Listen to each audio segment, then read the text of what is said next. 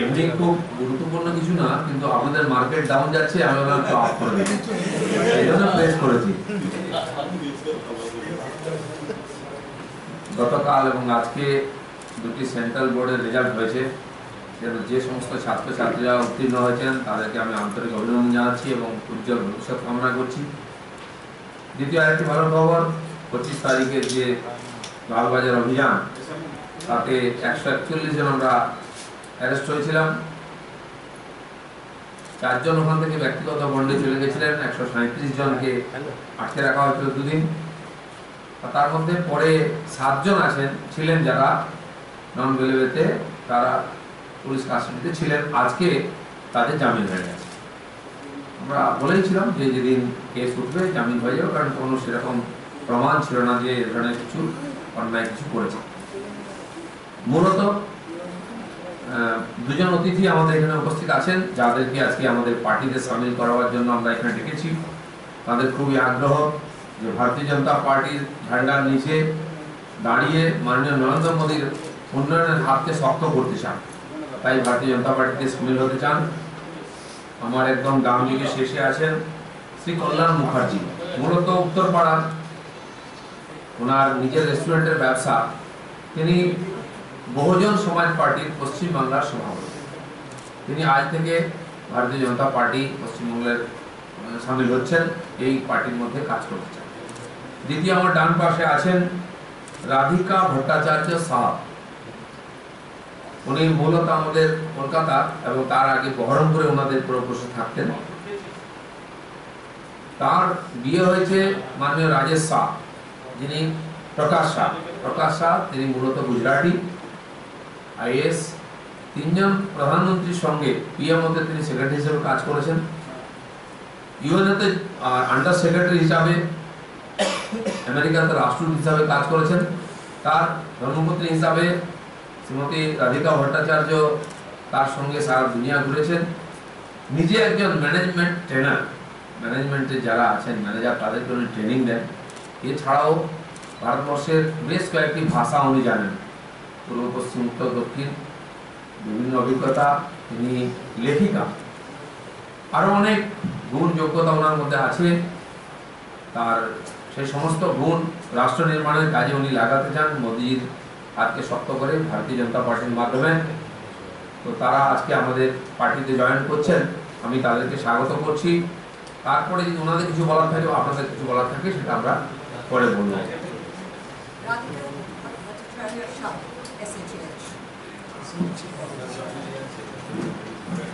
মৃত্যুঞ্জয় বস,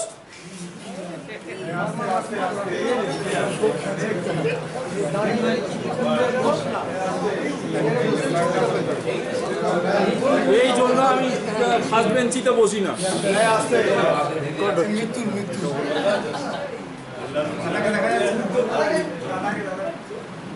भारत माता की जय, भारत माता की जय।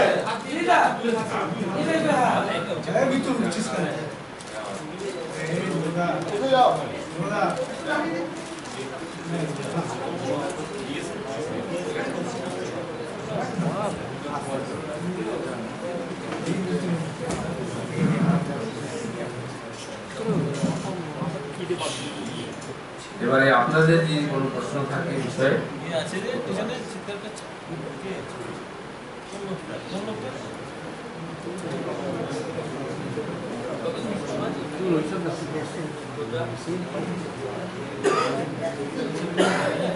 আমি আমাদের যারা 2 জন আমাদের পরিবারে সামিল হয়েছেন তাদের কাছ থেকে যদি কিছু জানতে চান আপনারা সেভাবে জিজ্ঞেস করতে পারেন। সিএম এর প্রেস কনফারেন্স শেষ হয়নি বলে এখন প্রশ্ন আসেনি।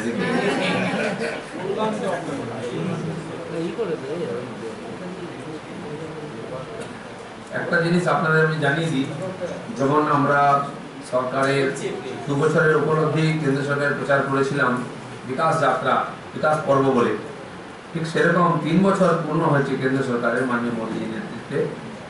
তার সাফল্য প্রচার করার জন্য মূলত এই জুন মাসের গোড়া থেকে 15 তারিখ অবধি, 18 তারিখ অবধি, একটু বাড়তেও পারে, আমাদের পশ্চিমবঙ্গের প্রায় 20 জন কেন্দ্রীয় মন্ত্রী নেতা আসছেন। এমপি, 33 জায়গায় 34 জায়গায় মোদি ফেস্ট তো হবে প্রচারের জন্য। বিভিন্ন সরকারি দপ্তর ডিপার্টমেন্ট যারা উন্নয়নের কাজ করছেন তারা স্টল দেবেন, তারা যে ধরনের প্রজেক্ট শুরু করেছেন সেটা সাধারণ মানুষের জ্ঞাতার্থে প্রচার করবেন। যারা লাভার্থী তাদের ওখানে সম্মেলন হবে, বিশিষ্ট ব্যক্তিদের সম্মেলন হবে, যুবা সম্মেলন হবে, এই ধরনের প্রত্যেকার বার্তা হবে। এই সমস্ত প্রোগ্রামের মাধ্যমে কেন্দ্রীয় সরকারের উপলব্ধি আমরা সমাজের সামনে নিয়ে যাব। তাতে সম্ভবত 2 বা 3 জন মুখ্যমন্ত্রী, মাননীয় রঘুবর দাস, ডক্টর রমন সিং, সর্বানন্দ সোনোয়ালও আসতে পারেন, শোনা যাচ্ছে। এছাড়া সিদ্ধার্থনাথজি আমাদের যিনি অবজারভার ছিলেন, তিনি একজন এখন উত্তরপ্রদেশের মন্ত্রী, তিনিও আসবেন। এছাড়া রেলমন্ত্রী মাননীয় সুরেশ প্রভু, একাধিক মন্ত্রী এবং এমপি এবং নেতা পশ্চিমবাংলায় আসবেন। তাদের দিন এবং ইত্যাদি নিশ্চিত হয়ে গেলে আপনাদের আমরা জানাবো। মূলত মোদি ফেস্ট 2টো দিন বেশি জায়গায় হচ্ছে, 2 তারিখ এবং 6 তারিখ, 5-6 জায়গায় 8 জায়গায় এক এক দিনে হবে বিভিন্ন জেলাতে। তার উদ্বোধন কোনো না কোনো কেন্দ্রীয় মন্ত্রী করবেন, তারা সেখানে প্রেস কনফারেন্স করবেন। এছাড়াও স্থানীয় নাগরিক, বিশিষ্ট নাগরিক এদের সঙ্গেও কথাবার্তা, মত বিনিময়, জনসমাবেশ, জনসভাও হতে পারে কোথাও কোথাও, এই সমস্ত প্রোগ্রাম হবে। তো সেই ডিটেলস আপনারা পেয়ে যাবেন, আর তখন আপনারা সেটাকে ভালোভাবে ব্যবহার করতে পারেন।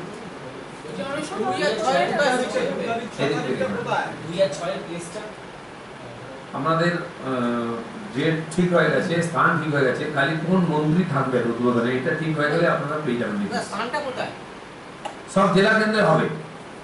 20টা মোদি ফেস্ট মেলা হবে। এছাড়াও 14টা যেখানে মেলা হবে না কিন্তু কোনো না কোনো নেতা মন্ত্রী যাবেন, সেখানে এই ধরনের সেমিনার, প্রেস কনফারেন্স, জনসভা, স্থানীয় যারা লাভার্থী বিভিন্ন, সে আবাস যোজনা হোক, স্বচ্ছ ভারত অভিযানে হোক বা উজ্জ্বলা যোজনা গ্যাসের লাভার্থী হন, যারা যারা পেয়েছেন তাদেরকে আমরা ওখানে একত্রিত করব, যাতে তারাও বুঝতে পারেন, সাধারণ মানুষ বুঝতে পারেন যে হ্যাঁ কেন্দ্র সরকার কীভাবে মানুষের সেবা করছে। 20 জায়গায় মেলা হবে।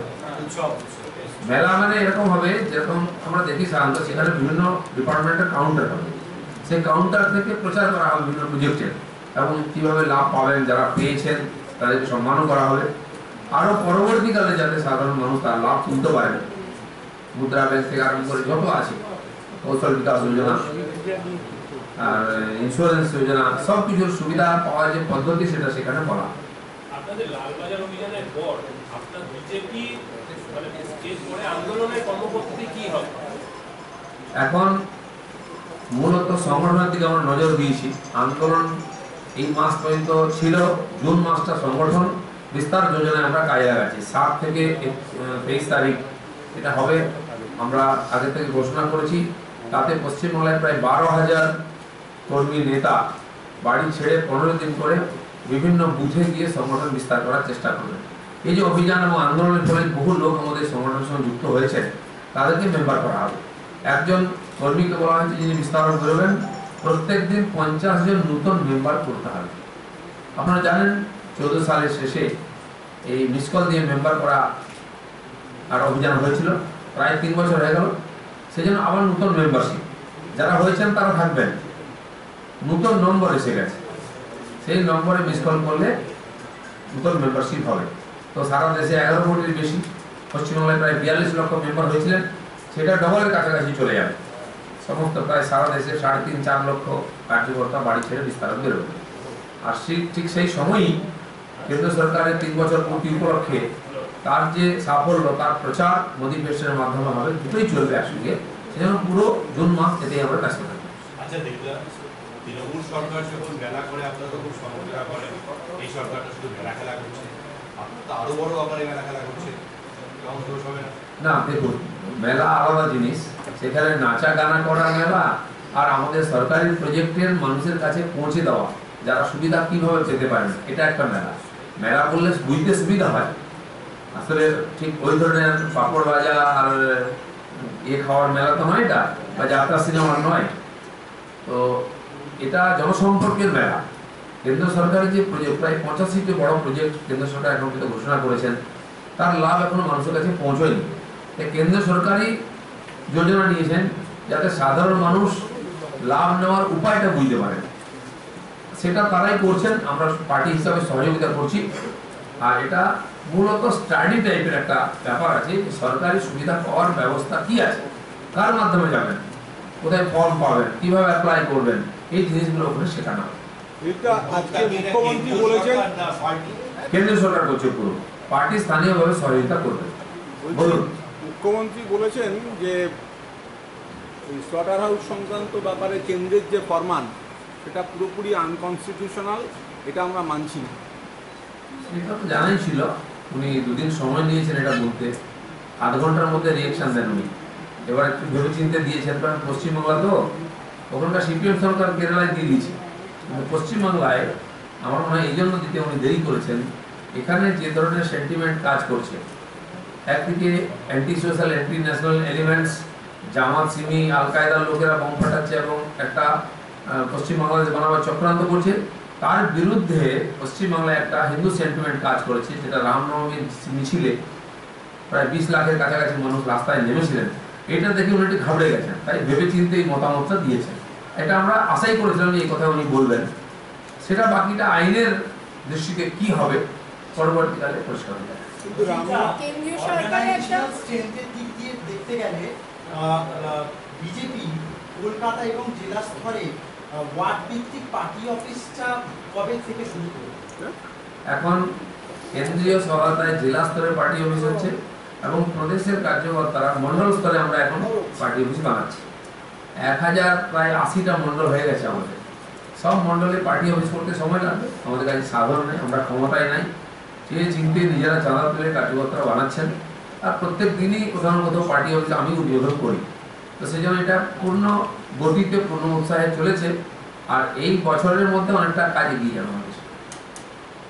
কেন্দ্রীয় সরকার একটা ওই গরু নিয়ে গো পালন করা যাবে এই একটা ইয়ে করেছেন পরিবেশ দপ্তর, সেটা নিয়ে আপনার মতামতটা? কেন্দ্র সরকার দুভাবে গো পালনের কথা করছেন, গো সংরক্ষণ একটা, বেআইনিভাবে বেচাকেনা বা গরু হত্যা করা বন্ধ করা, বা বাংলাদেশে চলে যাওয়ার যে আছে, বাংলাদেশের বর্ডার এলাকায় প্রায় 42টা হাট চলে, 50 কিলোমিটারের মধ্যে কোনো হাট হবে না আইনে আসছে, যাতে ওখানে বেচাকেনা করে গরুগুলো বাংলাদেশে না চলে যায়। দ্বিতীয়, গরু যাতে লোকে পালন করে। গরু এই জন্য প্রথম কথা হচ্ছে ভারতবর্ষের ইতিহাস, সংস্কৃতি, সভ্যতা, পুরাণে গরু ভগবানের অবতারের সঙ্গে যুক্ত। শ্রীকৃষ্ণের তিনি গো সেবা করেছেন, সেটা আমাদের সেন্টিমেন্ট, গরুকে মাতা হিসেবে মনে করি, সেই হিসাবে দেখি। এটা প্রথম, ভারতবর্ষে 80% বেশি লোক এভাবে যায়। দ্বিতীয়, ভারত কৃষি প্রধান দেশ, ভারতের কৃষির সঙ্গে গরুর একটা বিশেষ সম্পর্ক আছে, কারণ সমস্ত মানুষ ট্রাক্টর দিয়ে চাষ করতে পারবে না, ট্রাক্টর কেনাও সম্ভব নয়, এত বানানোও সম্ভব নয়, আর এত ডিজেল বিদেশ থেকে পয়সা দিয়ে ভর্তুকি আনা সম্ভব না। সেই জন্য গরু দিয়ে কৃষি কাজ হয়, গরুর গোবর, গরুর দুধ দুটাই কৃষির জন্য এবং মানুষের জন্য উপযোগী। ভারতীয় আবহাওয়াতে গরুর দুধ আমাদের কাছে ওষুধ, সুস্বাস্থ্যের পক্ষে। তো সেই জন্য গরু পালন করার প্রতি মানুষের যাতে আগ্রহ বাড়ে, সরকার লোন দিচ্ছে, গরু দিচ্ছে, উচ্চ জাতের গরু যে বেশি দুধ দেবে এবং সমস্ত আবহাওয়াতে এটা বাড়বে, সেরকম গরু সরবরাহ করা হচ্ছে। আমি নিজের অভিজ্ঞতায় বলছি, পশ্চিমবাংলার বিভিন্ন জেলাতে আপনি চলে যান, রুরালে দেখবেন এক ধরনের গরু, সাধারণত এটা গুজরাটের গির প্রজাতির লাল লাল গরু, বড় কান, ছোট শিং, সুন্দর দেখতে, যেটা বাংলার দেখিনি আমরা, ক্রস ব্রিড করে সেই গরুর বীর্য আমাদের বাংলার গায়ের মাধ্যমে প্রজনন করানো হচ্ছে। তো গ্রামে গঞ্জে সেই গরু ভালোভাবে বেঁচে আছে এবং প্রচুর প্রজনন হয়েছে। এটা নতুন এক্সপেরিমেন্ট, কেন্দ্র সরকারের, রাজ্য সরকারও সহযোগিতা করেছে প্রাণী বিকাশ এর মাধ্যমে, আর তার লাভ পাওয়া যাচ্ছে। এই ধরনের শঙ্কর প্রজাতির গরু ভারতীয় আবহাওয়াতে বাঁচবে, ভারতীয় প্রজাতির গরু, তাকে সাপ্লাই করা হচ্ছে, গরু পালন করার জন্য লোন দেওয়া হচ্ছে, মানুষকে উৎসাহিত করা হচ্ছে। ঠিক আছে। আজকে মুখ্যমন্ত্রী বলেছেন যে লালবাতি কারা ব্যবহার করবে সেটা সম্পূর্ণ রাজ্যের ব্যাপার, কেন্দ্রীয় সরকার সেভাবে কোনো আলোচনা না করে সিদ্ধান্ত নিচ্ছে, কি বলবেন? না, এটা বোঝাই যাচ্ছে ওনার যে মানসিকতা। পশ্চিমবাংলা একটা দেশ না একটা রাজ্য বোঝা যায় না। পশ্চিমবাংলায় যা হবে সব নিজের মতো, কেন্দ্রীয় শাসন চলবে না, খালি কেন্দ্রের টাকাটা চাই, বাকি সব অধিকার ওনার চাই, উনি করতে পারবেন। আমার তো খুব মজা লাগছে, পাহাড়ে আজকে মিরিকে বোর্ড হয়েছে টিএমসি, তো পাহাড়ের লোকেদের জানি না সৌভাগ্য কি দুর্ভাগ্য, এই সিন্ডিকেট তোলাবাজি এবং এই যে প্রমোটার রাজ মিরিকে না শুরু হয়ে যায়, এই হওয়াটা খুব সম্ভাবনা আছে, ওখান থেকে বোধহয় একটা এক্সপেরিমেন্ট শুরু হয়। ঠিক আছে, এটা মেলা করতে গিয়ে বাবুল সুপ্রিয় হাইকোর্টের অনুমোদন নিতে হচ্ছে, যে 20টা মেলা করবেন, তাতে কি আপনারা মনে করছেন রাজ্য সরকার প্রয়োজনীয় অনুমোদন দেবে? অনুমতি বেশিরভাগই আমরা পেয়ে গেছি, একটি সংস্থা তারা এর আয়োজন করে দেবে, সরকারের সঙ্গে তাদের যা কন্ট্যাক্ট হয়েছে, বাকি পরিচালনা আমরা করব। সেই জন্য বাবুলদা যেখানে করেছিলেন তার ওখানকার যে কর্পোরেশনের মেয়র, তার সঙ্গে অম্লমধুর সম্পর্ক, উনি চান না যে ওখানে এমপি কিছু কাজ করুন বা সফল হোক না, বিজেপি বাড়ুক, তার জন্য সব চেষ্টা উনি করেছিলেন। তার জন্য আমাদেরকে হাইকোর্টে যেতে হয়েছিল, কোর্ট রায় দিয়েছিল এবং সফলভাবে মেলা হয়েছে। ঠিক আছে, ধন্যবাদ।